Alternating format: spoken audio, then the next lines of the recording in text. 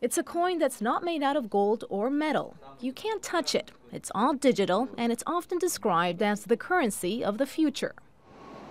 Here in this Russian Siberian city of Irkutsk, energy is cheap, which means more resources to ultimately create more bitcoins. All these wires make up Russia's largest Bitcoin factory.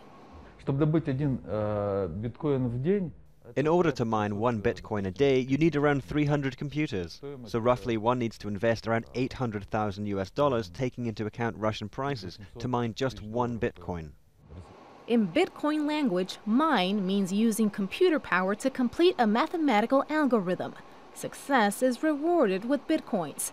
The currency may be digital, but its value can be used in the real world. Here, some businesses readily take Bitcoins instead of money. Worldwide, hundreds of thousands of companies accept the cryptocurrency, from local shops to online businesses. I have the hardware and occasionally I mine cryptocurrency. Not really occasionally, more like every day.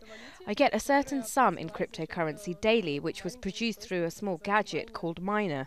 And that way, within 1 month, I can save enough money to buy good shoes. With Bitcoins, there are no banks involved and no credit cards. The system is controlled through a network of users in a so-called blockchain. 7 years ago, the value of a single Bitcoin was less than a cent. Today, 1 Bitcoin is worth more than $4,000. It's developed so fast that governments are still working out if it can be regulated. У нас сейчас регулирования как такового еще нет. For now, we do not have a state regulation for cryptocurrencies, at least not yet. We just follow the legal principle. What is not forbidden is allowed. And in general, it works that way in Russia now. As a ministry, we do not produce cryptocurrency, but we treat it neutrally. While Bitcoins remain somewhat of a mystery for many, the online currency has taken on a life of its own.